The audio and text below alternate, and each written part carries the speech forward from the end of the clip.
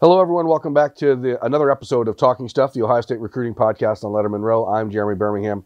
That is Spencer Holbrook. We are talking Buckeyes football recruiting. Again, we've been a little bit off on our schedule because we were traveling back and forth to New Jersey. It's midweek now, but we're going to combine this episode and create a supersode. A supersode? A supersode where we're going to talk about one position, like we're going to do until signing day. And then we're also going to talk stuff about the big weekend visitors list for the Penn State game, which is shaping up to be Ohio State's biggest and most important recruiting weekend of the season. And honestly, the biggest and most extensive list of Ryan Day's tenure so far at Ohio State. But that's just this season. That's just this season. So those two things combine into a super episode. So as we said, last week we talked quarterbacks, narrowed down and talked about C.J. Stroud, Jaden DeLore, a couple other guys like that. This week we're going to talk about the much maligned running back recruiting efforts in the 2020 cycle, a group, a position that has driven Buckeyes recruiting fans absolutely bonkers in the last few months. Tell them how this started, Spencer. It all started on one day. It kind of just seemed like it was all one day. Bijan Robinson was supposed to be an Ohio State committed, but I think he was committed to quite a few places. Jalen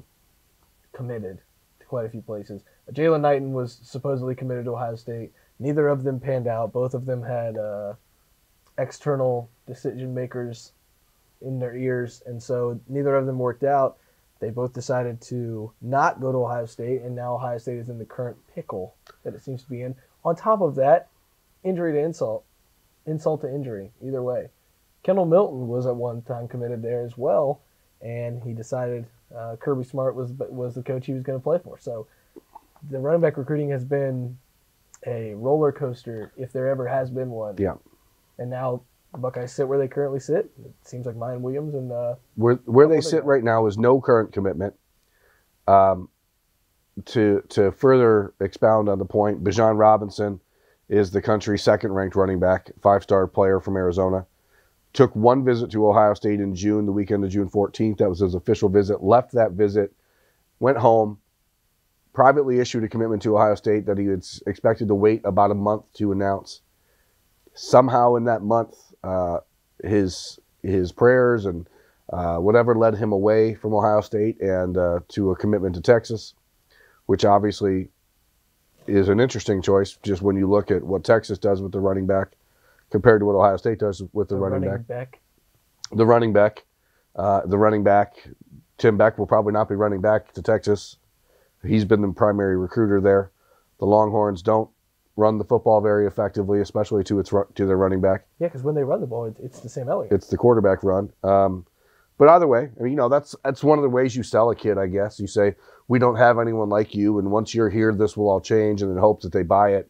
A lot of times they do, even if it's clearly doesn't seem to fit the MO of the coach in charge, because that's never been Tom Herman's offense.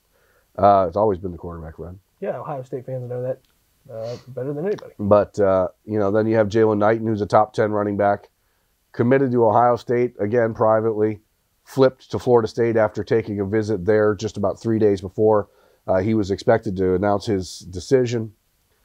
Knighton is a player that has tried to get back in touch with the Buckeyes, but they're not really interested at this point in pursuing that, from what I understand. He will not be on campus this weekend for the Penn State game, which is not a surprise. If you've followed Lettermen Row, I've told you there's no way that was going to happen, and it's not going to happen. But, what will happen is that the Buckeyes will get a chance to see Mayan Williams, the running back from Winton Woods High School down in Cincinnati, who's committed to Iowa State, as you mentioned. He will visit for the Penn State game. And then the Buckeyes will be in a position where they will have had Jahmyr Gibbs and Mayan Williams on campus in their last two home games, and really have an opportunity to try to decide who's the best fit at the position and go from there. Whether or not they get Jahmyr Gibbs back, the Gibbs is a Georgia Tech commitment from Dalton, Georgia. Whether or not he comes back for an official visit in December is still up in the air. He has said that he is planning to do that, but the truth is you just can't be sure when it comes to these kids from all over the country who have a big decision to make, and he seems very hell-bent on staying closer to home. That's the word out of Georgia, but, you know, he still has made a visit up to Ohio, and he is still talking about taking a second visit. So at what point, if you were a recruit, Spencer, like, does the desire to stay close to home get overtaken by the opportunity to play in an NFL developing powerhouse like Ohio State? Well, I think this is a different case than normal because he has other options. Right. Like if he was in upstate Michigan, he wanted to stay closer to home, you know, that's a different story. But he's down south where a lot of programs want him and that are closer to home than Ohio State. And it's one of those things where you can do both in a sense for him, whereas in other recruiting circumstances, it hasn't been that way. The desire to go to Ohio State, I think, it should be weighed just because of what Tony Alford's been able to do with J.K. Dobbins, Mike Weber. I mean, Mike Weber, I think, went undrafted, but is on an NFL roster. I mean, that speaks to everything that you need to know about the Ravens. Wasn't he a seventh-round pick? Seventh-round pick? Okay. I knew it was either seventh-round or undrafted. That's the same basic thing. Yeah, he's on an NFL roster. J.K. Dobbins is going to be on an NFL roster. Ezekiel Elliott, that speaks for itself. Yeah. What Tony Alford does with running backs is really impressive. And well, then you see the development of Master Teague. You see the growth already of Marcus Crowley this year. Steel Chambers looks like he's going to be a strong running back. It's pretty clear that Alford is really good at developing guys once they're on campus. And I think it's interesting that his reputation as a recruiter has been sort of knocked because these kids changed their mind, and it has nothing to do with him. Like, he's still the same guy that these kids committed to after visiting for the first time. It's not what you do. It's what somebody else does. Yeah. And I don't think that you should, if you're an Ohio State fan out there watching this and listening to this, if your first reaction is to blame it on Tony Alford, then you're forgetting that he's the reason that those kids committed in the first place when they were visiting. Now, sure, they ended up changing their mind, and they ended up going home and being talked out of it because of family ties elsewhere and family wanting them to stay closer to home. But, you know, Alford clearly did something right in those instances. So, you know, we can talk about that all day in the nuance of recruiting, but the big picture here, like this weekend, for example, E.J. Smith from Dallas is not coming to visit Ohio State, and that's a Buckeye decision. So it's off the table. He's off the table. So you have to think he's probably not a guy that they're going to push for even if something goes wrong with Mayan Williams, because you thought he was. I mean, E.J. had been talking about visiting for this game for the last 6 months, and now he's not visiting. And when you start to read between those lines, you can get a pretty good sense that right now, Mayan Williams is still the front runner in the clubhouse to be the running back recruit in this class, if he decides he wants to be. And I know that it sounds crazy to people who grew up in Ohio and who are Buckeyes fans, but he's committed elsewhere. He's been committed there for 5 months. He really likes Iowa State. He really likes Matt Campbell and the program there. He thinks he can go there and be a star. He's watched David Montgomery and guys like that in the NFL come out of Iowa State and be NFL running backs.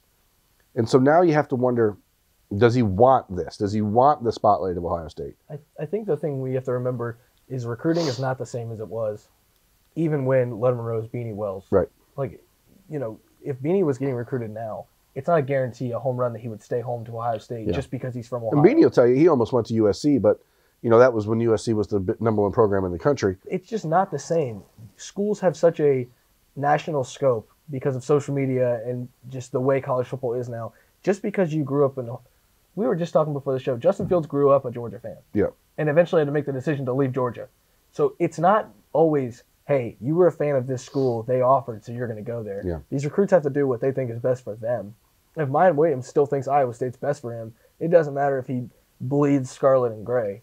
And a lot of these times, these kids who grow up bleeding scarlet and gray, but don't get an offer from Ohio State until September of their senior year, all of a sudden feel this like slight, right? Which they shouldn't. And I'm not going to suggest that that's the right approach by the kids or their families. And you also don't suggest that's what Mayan Williams feels. Right. And I'm not speaking on his behalf, but I mean, I can tell you from following this over the last handful of years that there is sometimes that feeling of, oh, they went after all these other running backs and not me, screw them. But bottom line, when we're talking about the running back position in the class of 2020 for Ohio State, and that's what we're breaking down the running backs.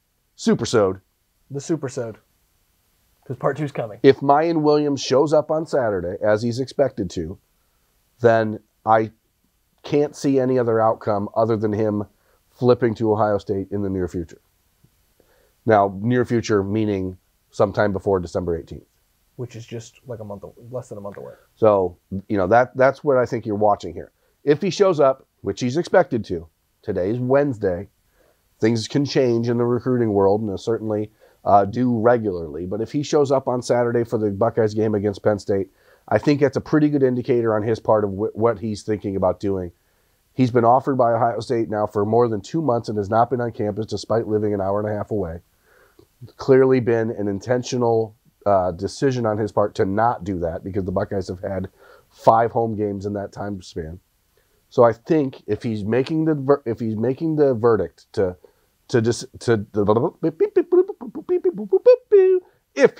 decision to visit, then I think you can start to look at a potential verdict in his recruiting. Makes sense to me. So that's where we're at. That's the running back situation. Speaking of my way of visiting. Speaking of my way of visiting, he is the highlighter, I guess, the highlighted running back recruit visiting this weekend. But he's certainly not alone when it comes to Ohio State hosting a number of big-time guys this weekend. So, we can break down the list any which way you want, but, we'll start with the Ohio State commitments expected in town. Mookie Cooper will be visiting. I do not believe that Julian Fleming is going to visit this weekend for the Penn State game, which is sure to set the internet aflame because people want to search for any opening or crack in his commitment or some sort of idea that he can't bear to go watch Ohio State when they're playing Penn State because he loves the Nittany Lions or whatever. Oh, just because he's from Pennsylvania? I think we just talked about that. Right, but the truth is Fleming has a playoff game on Friday night. That game doesn't end until, 9:30, 10 o'clock at night. If he and his family want to make the drive over, which they still may, it's not been decided. He told me he wasn't sure yet, but it just doesn't feel like he's going to make the trip to me. That's a 6.5-hour drive on Friday morning, leaving at 2 a.m., 3 a.m. to get there, to get on campus. I just don't know that he's going to do it. So if he doesn't show up, the last thing anyone should do is buy into any rumors that he's doing it because he doesn't want to go see Ohio State, Penn State because he's, thinking about flipping or whatever. And so don't be that person. Don't go on the internets. This is going to be one of those recruiting battles that people will not shut up about until there's a signature on the line. Julian Fleming, much like Mookie Cooper, much like G. Scott, much like Jackson Smith and Jigba, is expected to enroll early for Ohio State. He'll be on campus in January, but like Jackson Smith and Jigba, and like G. Scott, is still playing football right now. He's trying to win a state championship because that is a group of guys that plays on winning teams, and they are winners, and so they are playing their football game, which is more important to them than going to an Ohio State one at this point. Same thing for Cameron Martinez. That's why he won't be in town. But when you look down the rest of the list for Ohio State, I think pretty much everyone's going to be visiting. Paris Johnson, Josh Pryor, Grant Toutant, which those guys are always there. Jack Miller's not going to make it. He's out in Arizona. He's not going to make it. Latham Ransom is not going to make it. He's still playing in the playoffs. Clark Phillips, despite playing on Friday night, is heading over. Ryan Watts will be in town. All 5 of the 6 offensive line commitments. Luke Whippler will not make the trip over. He plays on Saturday afternoon. Ty Hamilton, Jacoby Cowan's coming up from North Carolina. I do not have any confirmation from Mitchell Melton if he's making the visit at this point. Court Williams will not make it. It's pretty telling that Ryan Watts will be here, though. Yeah, I mean, that's a big visit. It's a big visit. I mean, he's a guy that really needs this sort of visit to get comfortable with, number one, weather. Number 2, getting to know the guys in the class a lot better. Being there, that'll be big. Right. Legend Cavazos is making his trip up. It'll be his official visit. Trey LaRue's making his official visit. Jacob James is making his official visit. I assume Joe Royer will be there with James as well. They play on Friday night. So ultimately, you have this huge game, this mega game as the backdrop for a recruiting weekend that is very pivotal for the class of 2020 as far as the bonds that they're building, okay? But now when you're talking about actual recruiting being done by Ohio State, that is really happening in the class of 2021 this weekend. And this list is huge. And I mean, it's certainly incomplete. We can assume that there will be a lot of other guys that show up that we don't have names for, that haven't confirmed. But, we'll start at running back there. Evan Pryor, a 4-star running back from North Carolina, will make his second trip up to Columbus. It's a big game for him. His sister goes to Penn State. Early in his recruitment, Evan Pryor was expected to go to Penn State. Everyone, go to Penn State. Everyone thought that's where he was going to go. That's sort of changed now. Georgia's in the mix. Clemson's in the mix. Ohio State's in the mix.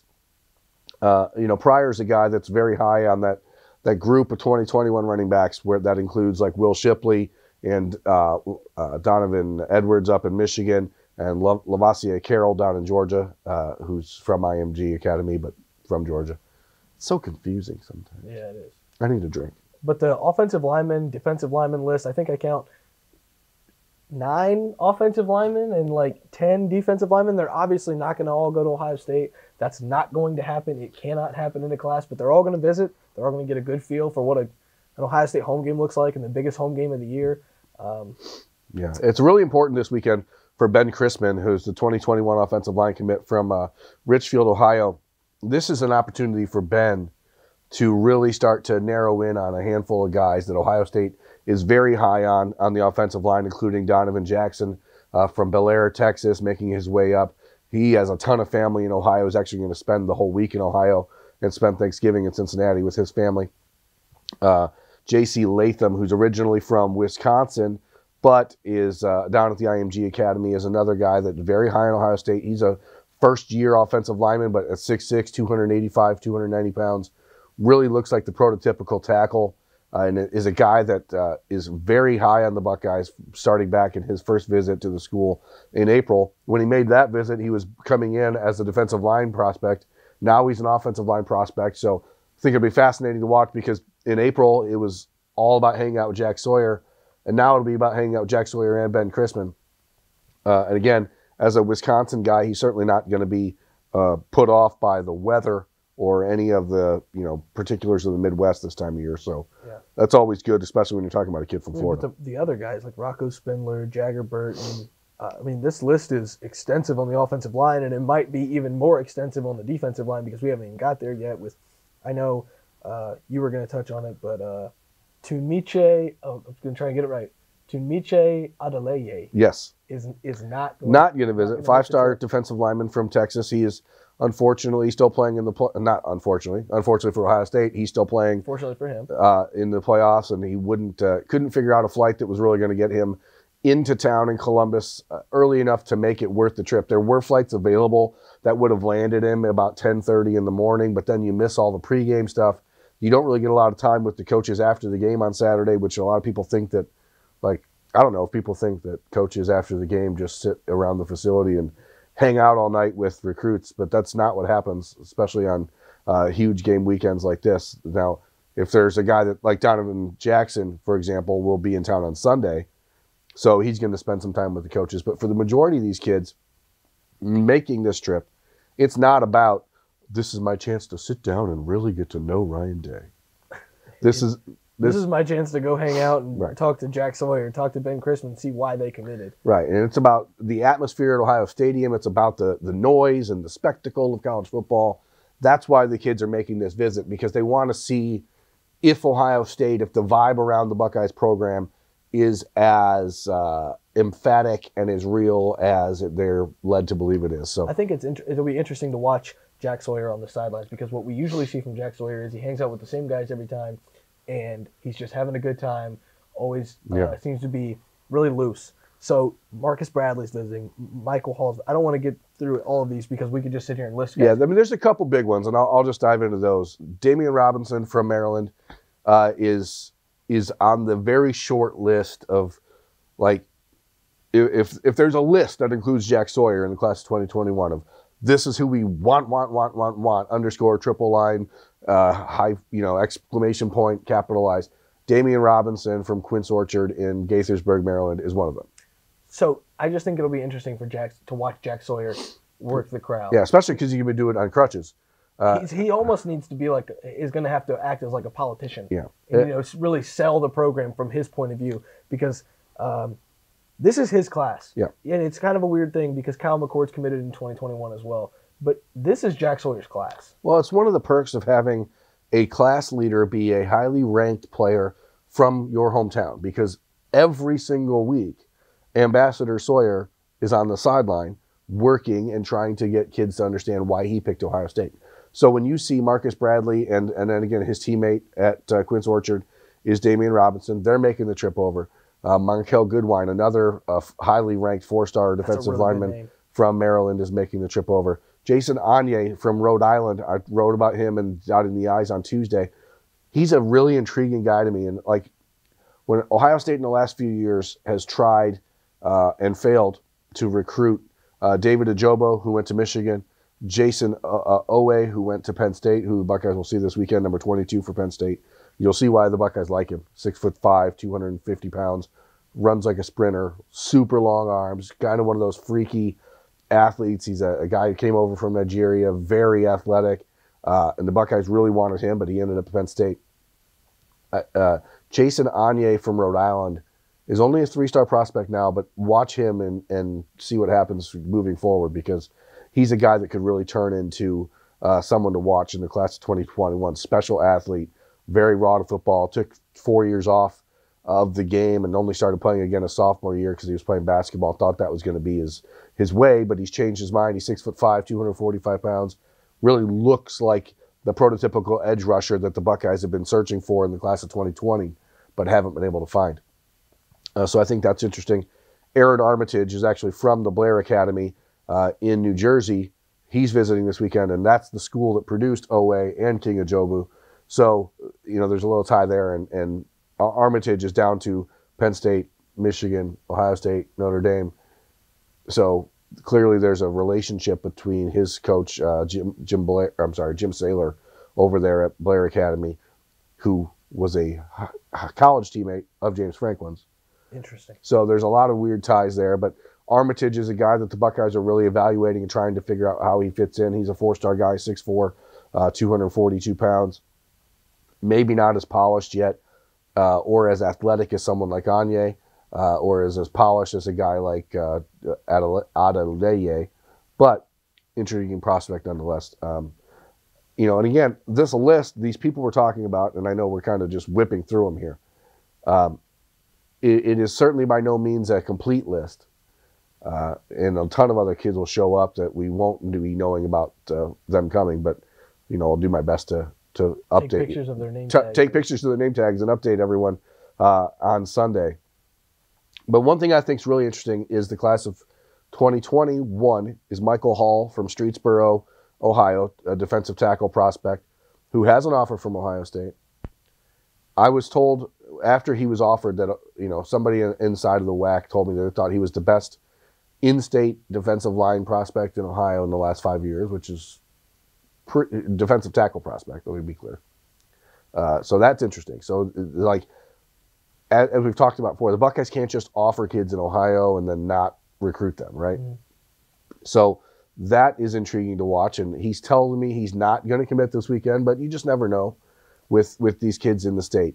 And that's what brings me to Tegra Tashabola, the 2022 offensive lineman from Lakota West High School in Westchester.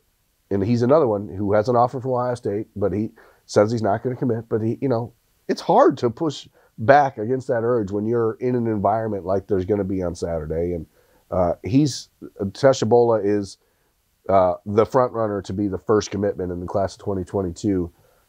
I don't know if it's coming this weekend, but I would be shocked if he doesn't end up being that guy. And at 6'6", 300 pounds as a 15-year-old, that's insane. He looks the part, and what Ben Chrisman has been able to do in the class of 2021 is sort of that starting point for the offensive line in that group. I think that Tegra will be the guy to do that in the class of 2022.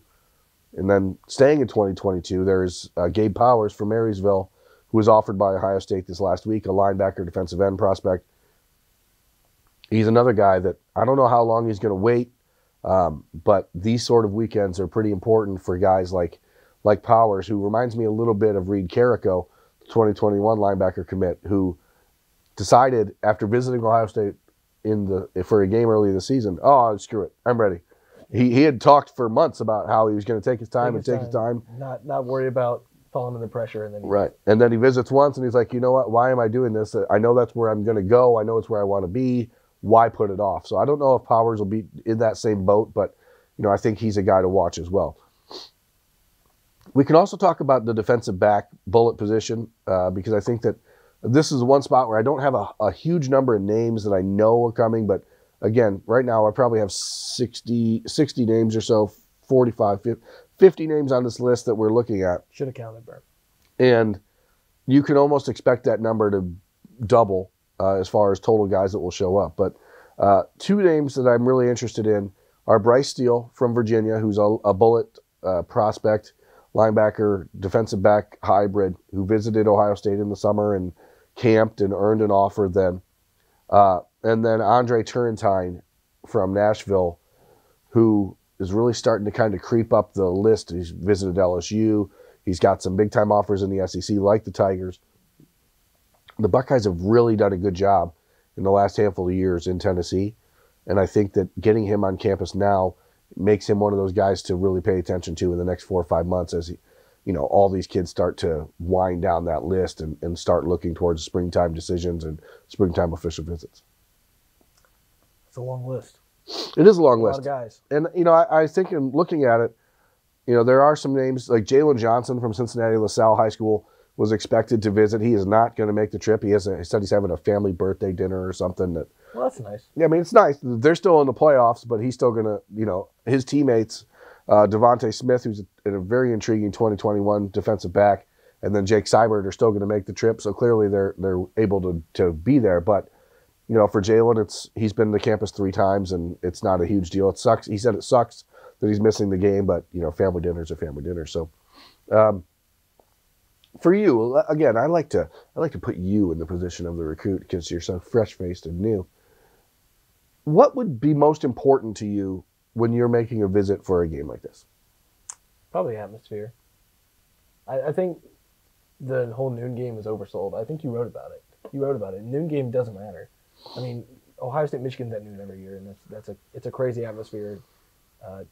To me, the biggest thing is this is a little bit of a soapbox thing. Right. We'll also get back to recruiting. Fans complain about a noon game as if they don't have control over how the atmosphere is. Right. Fans complain, I don't want to go sit at a noon game because it's boring. Well, you are the person who makes it not boring. Yeah. So for fans to say noon games suck, well, recruits seem to like it because there's 60 guys on this list. They don't mind it. Yeah, I mean, and it's true that, it does make it difficult for some guys, again, like Tumiche out of Leye. If this was a night game, he would be. If it's a night game, he's going to make it. The Big Ten says it can't be a night game. Right, and so anybody who's complaining about this game being a noon game and thinking it was going to be a 7:30 game aren't paying attention anyway because the Big Ten won't allow night games this late in the season. Unless Penn State said, okay, yeah, let's go play a night game there. So a 3:30 game, I understand people wanting it to be a 3:30 start, but this is the way we are now. This is Fox and the Big Ten making this decision, and it's all about TV ratings and all about TV money.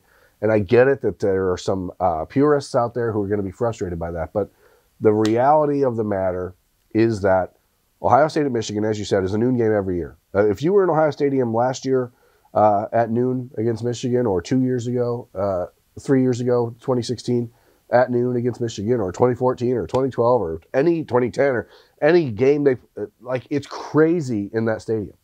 The 2017 game against Penn State was crazy. It will be crazy again Saturday, and that's what I'm saying. Yeah. The atmosphere would be the most important thing because on this visit, you have to know that you're not going to get a lot of time with the coach, like Ryan Day said, Tuesday. So the fact of the matter is, take in the atmosphere. Make sure you take a couple minutes to just be alone and make sure that you realize the magnitude of these games that you get to play in. And that, I think, would be the most important thing for a fresh-faced person, even though I'm even out of college. You're a fresh-faced baby. So here's what I'm going to say. If I've written about this at Lettermen Row before, but I talk about it fairly regularly when I talk about culture fit and personality fit, right? If you see a recruit or hear about a recruit from this weekend complaining about not having enough time with the coaches, that player is not a fit at Ohio State because the Buckeyes are trying to win a national championship.